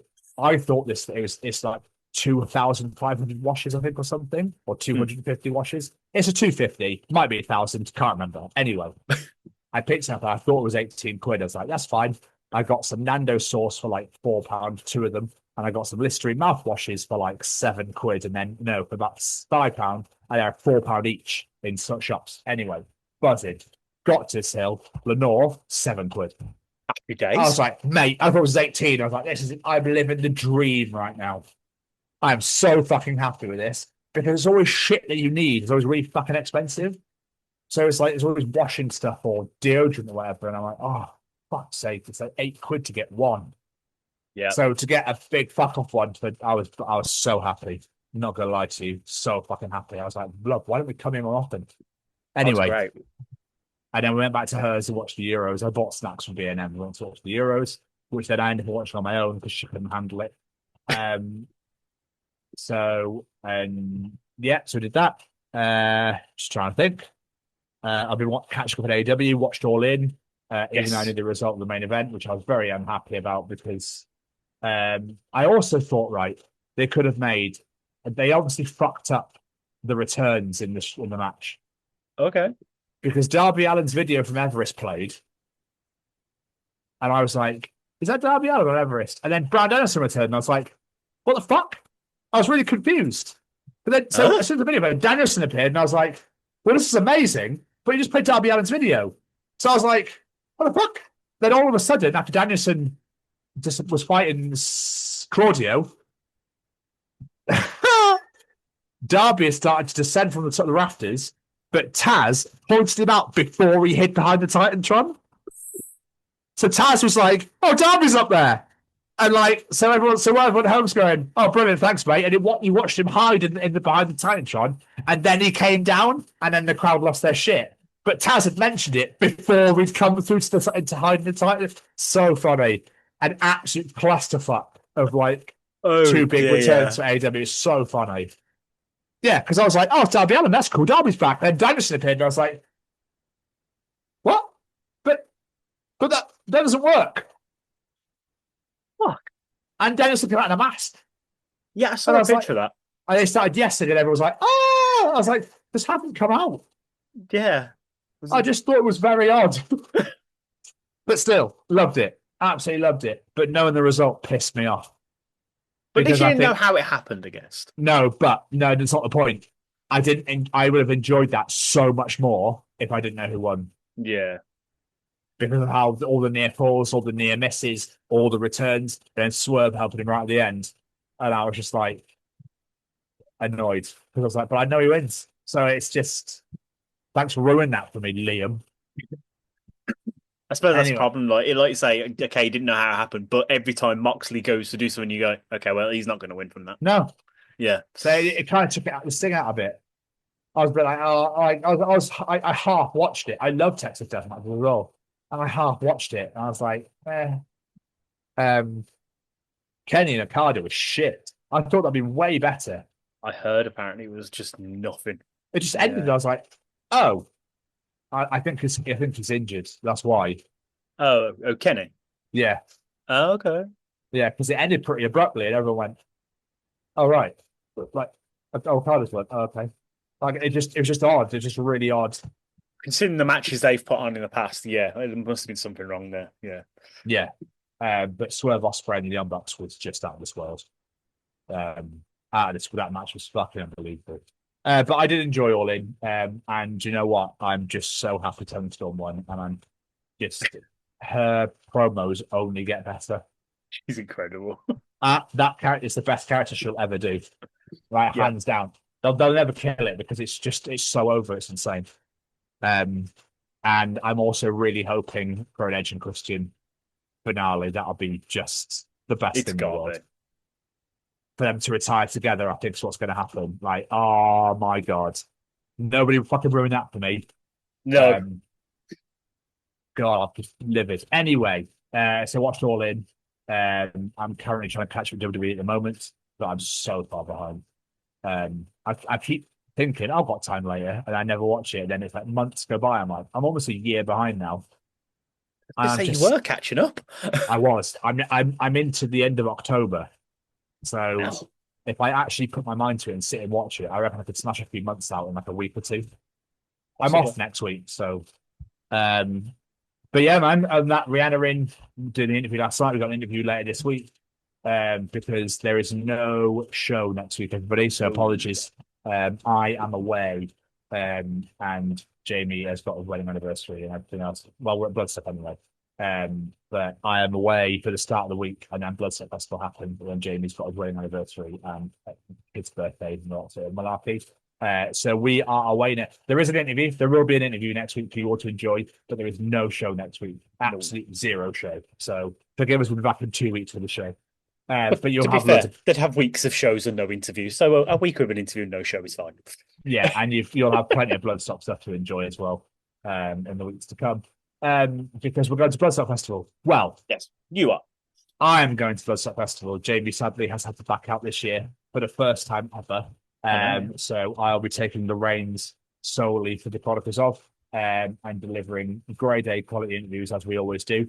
We're gonna collaborate and work together. But I will just deliver by myself. So it's gonna be interesting. It's gonna be weird, I think, more than anything else.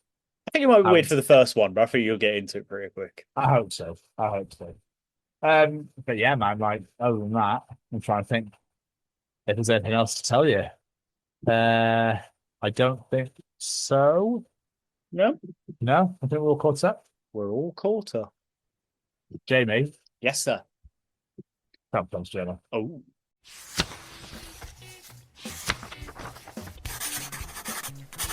And welcome to another edition of Tom's Journal. Jamie. Yes, Here sir. comes another edition. So, I wore a Beatles t-shirt in public and a guy asked me to name 5 songs and without a beat, listed off 5 deep cuts and asked to name the 5 girlfriends Paul McCartney had in 1968 and he couldn't, so I win.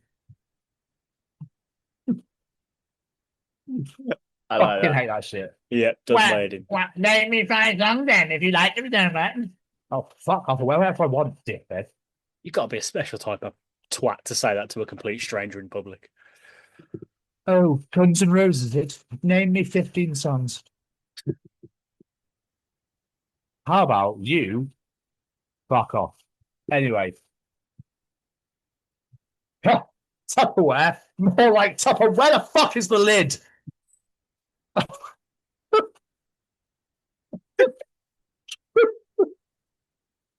So painfully true.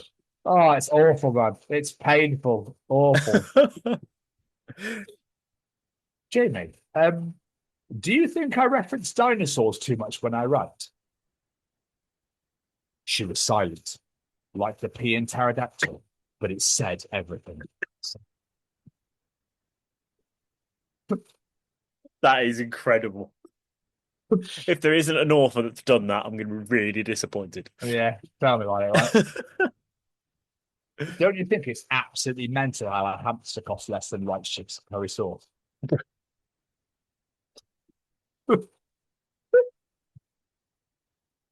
What's a comparison? Insane. What a wild world we live in, my friend. I know, right? Duolingo should have an I'm going on holiday to this country very soon setting. So it teaches you, can I have the bill instead of the cow boils an egg? Be a great idea. They should do that. So much better. Learn some Norwegian. You're learning Norwegian? I'm going on holiday to Norway at the end of the month, aren't I? Are you actually learning Norwegian? Yeah, it's a Norwegian cruise. Right. Okay. So we're going to Norway. So you're going to learn Norwegian? Are you going to learn Norwegian in 3 weeks? Oh, fuck no. I was just saying I could if Duolingo did that. The option Oh, I would be there. see. It is there, I think. What, the holiday mode? Is it? That'd be amazing. Oh, the holiday mode. No, I meant learning Norwegian. Oh, yeah. I might do that then. Fuck no. This, I can't believe this is real. This is in a French newspaper. I forgot I saved this. French school has asked parents to stop throwing their children over the fence when they're late. Normal parents, come on, guys, come on, we're going to be late. French parents, yeet the child. Or yeet le child. Yeah. Or yeet le child. I love that idea. Oh, shit, you're late. Wait. Yeah, throw her over the fence. Fucking hell. That's fucking great. Bon anniversaire.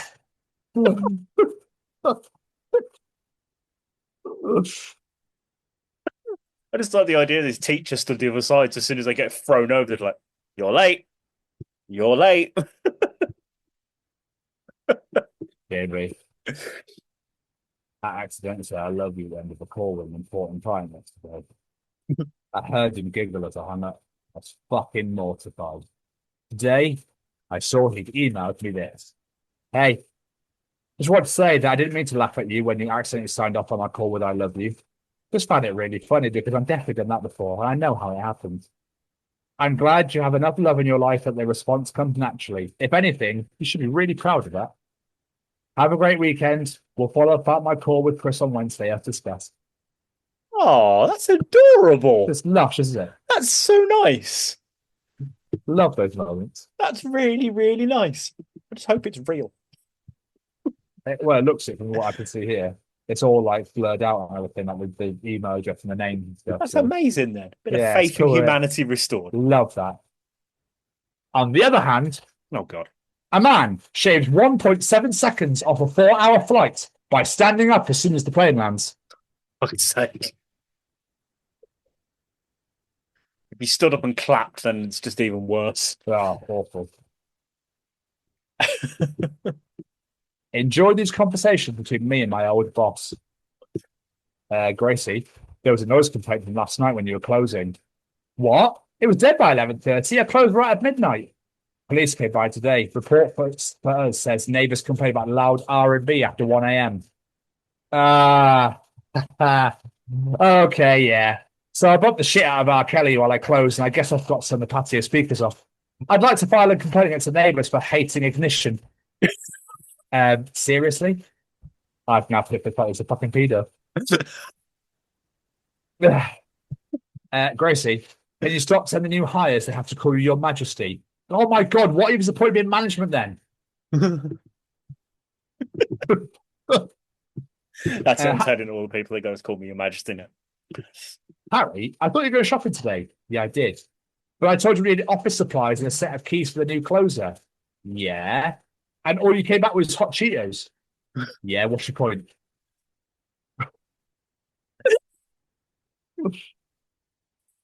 Perfect office supplies. Gracie, how would you feel about advertising in family business? As in, like, advertising you and me as father and daughter? Yeah. Family pubs have a lot of appeal.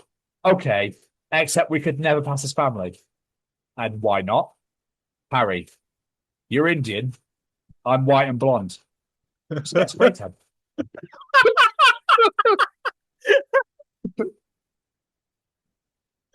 Logic. Love it. This is not me at all, but I can imagine it's Becky. Look, I really just want one drink, but God, if once we have 3, then 27 it is. Yeah, just replace that with glasses of wine. Okay. Yeah. If I just said that and all I heard in the background was wine. Ah, Says it all. and finally, Jamie, Adele says her new album will explain her divorce to her young son. Mum, why do I only see Dad on weekends? Track 5, love. And that was another edition of Tom's Journal. Was that completely killed you off? That's fucking beautiful.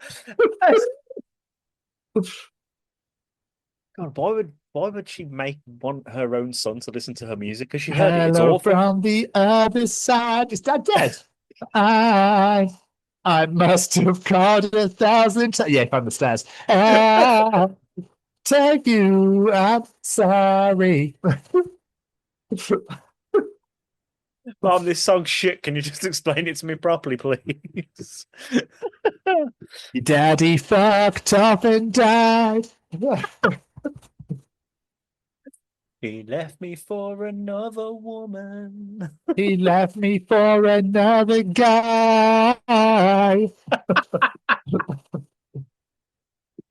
He told me he's sorry for calling me Dave in the bedroom while he asked to be pegged.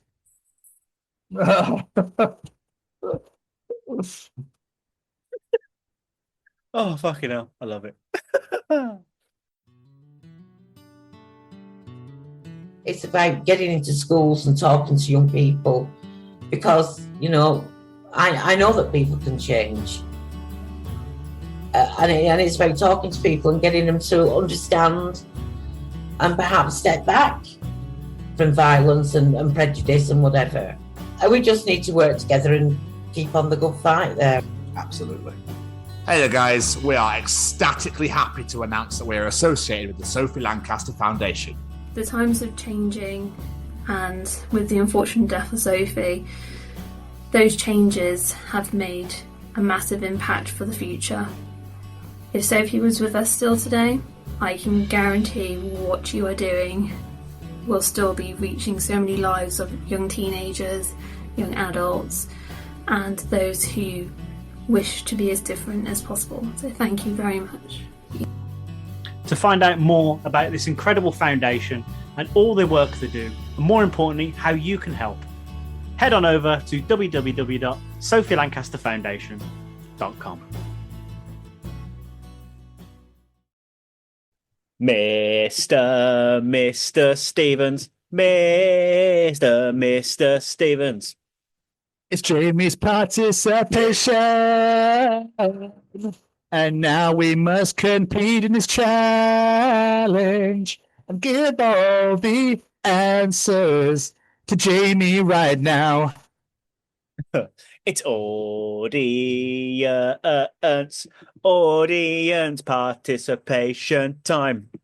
Well, Yeah, I couldn't think out a word. In my head, I'm like, don't go on that, and you don't move. And I'm like, oh, you could have put that in so beautifully. Nah, I'm sorry. It's all good. It's fine. It's fine. We'll just have to live with it, won't we?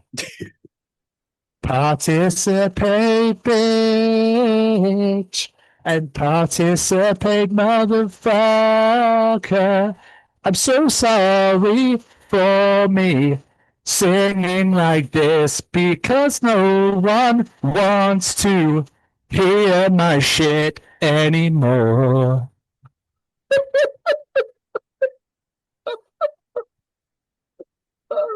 Fucking superb.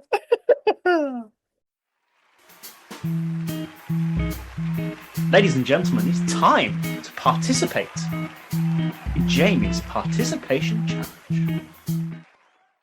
This week, I said, we are paying tribute to the fallen musical icon, the Prince of Darkness himself, Ozzy Osbourne. This week, we're asking a simple, what is your personal favourite Ozzy Osbourne / Black Sabbath song, and why that song? Slash as well.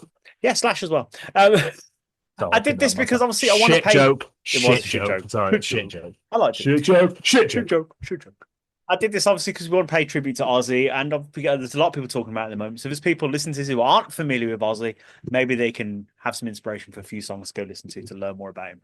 I know you're not a massive fan. Are there any songs by Sabbath or Ozzy you like at all? The only one that's been stuck in my head that I remember, and I remember the start of it, is A Shot in the Dark.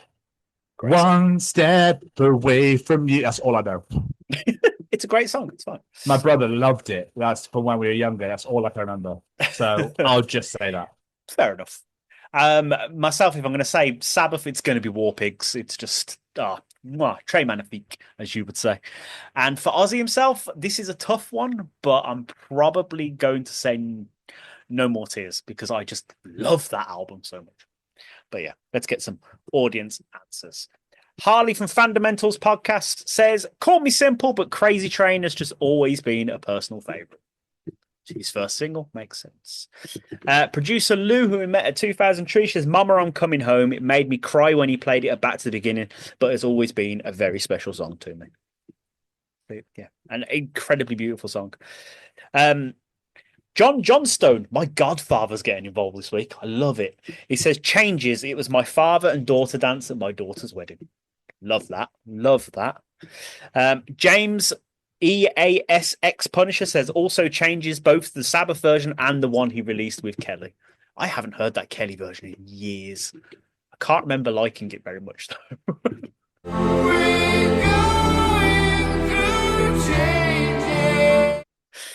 though. Nina Brian Hewitson, Crazy Train. It just got me through so many difficult times. I still sing it as a lullaby when I put the kids to bed. That's amazing, and I really want to hear how that sounds as a lullaby. Anne-Marie Osajic, Children of the Grave by Black Sabbath, as I absolutely love the game Brutal Legend. Do you remember that game? Yeah. And with Jack Black in. Fucking great game. Is it free to play? I think they've released it as free to play at the moment. Have they? But Ozzy, yeah. I might have to look that up because that game was so much fun. Libby Derbyshire, Fairies Wear Boots by Black Sabbath. I grew up thinking it was actually about fairies. It's definitely not about fairies. Okay. Michael Harder, Hellraiser.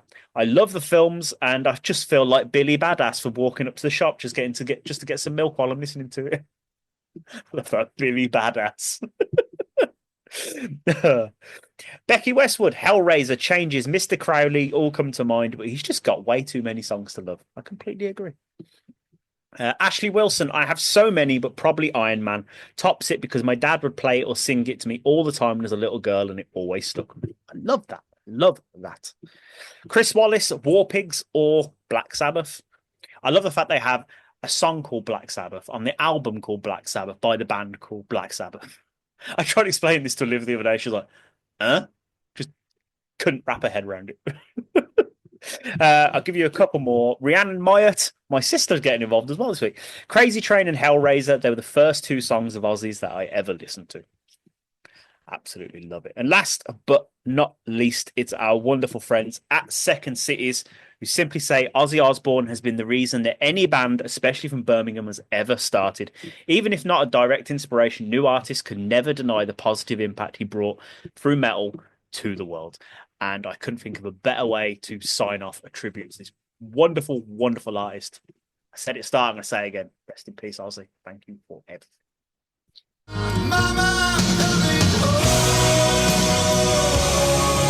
Nice, Jamie. Thank you so much for your participation challenge and obviously for your tributes to Mr. Osbourne and everything. Obviously, a very sad time. It's an important time for the world of rock and metal and for the world. For the city of Birmingham, obviously, it's just a very momentous occasion right now, and obviously will forever be, I think, now going forward. I don't think it'll ever be forgotten.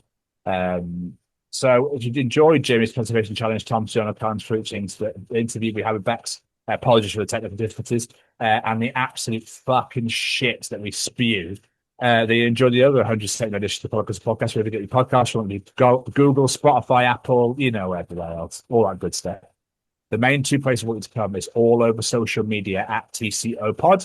It's Facebook, that's LinkedIn, that's fucking TikTok, that's Instagram, the main four. Or come and subscribe on the YouTube at the Chronicles of Podcast. Hit that bell to get notified of your videos released and comment to your heart's content. That's all social media at TCO Pod, and subscribe on YouTube at the Chronicles of Podcast if you would please. Yes, Jamie. Before we get out of here, let me say a massive thank you to a few of our friends. Every single piece of music you heard on today's edition was brought to you by the wonderful singer-songwriter Matt Roberts. Go check him out, all social medias at Matt Roberts Music. Go give him a follow on Spotify, YouTube, Amazon, wherever you get your music from, and go listen to his beautiful songs, because they are just that. They are beautiful. And of course, we have to say a massive thank you to friend of the show, Braden Barry. Go give him all your love and support. Go listen to his podcast, Amber Forest Podcast. Go check out his merch store, Anxious Ghost. And of course, go listen to his incredible music under Say We Can Fly. It's absolutely incredible. Go give him all the love and support, because he's just a wonderful human being and he deserves it. And last but not least, we have to say a massive thank you to the Sophie Lancaster Foundation. They are stamping out prejudice, hatred, and intolerance everywhere, and I mean everywhere. This is not a UK issue. It's a global issue where people of the alternative community are being treated differently simply because of the music they listen to and the way they dress and represent themselves out in the world. If you are at Bloodstock next week, please go on over to the tent, say hello to the guys, buy a piece of merchandise, and just make yourself aware of everything going on in the foundation. It's an incredible cause, and now more time than ever, the metal community has come together over everything that's going on recently. So let's keep that up. Let's keep supporting and helping each other. The other thing I want you to do is go to SophieLancasterFoundation.com and look up ACT, the Alternative Communities Together. It's part of the National Lottery Community Fund. Go check that out. It's all about helping people in the alternative community know how to handle acts of hate crime should they happen to you. So please help us help them. Go give them all the love and support they deserve. And last but not least, a massive thank you to my beautiful co-host right there. Appreciate you massively, my friend. Thank you so much. Another wonderful addition in the bag. Another wonderful addition indeed. Bex, thank you so much for taking the time out to join us. We massively appreciate your time. Again, massively sorry for the technical difficulties that we had. Internet was not friendly to us when we sat and recorded, but we'll definitely have you back on again to do it all over again, possibly in person this time. But yes, as for this week, we will see you all next week for the Chronicles of Jojo Sutherland. Goodbye, everybody. Ta-ta! Bye!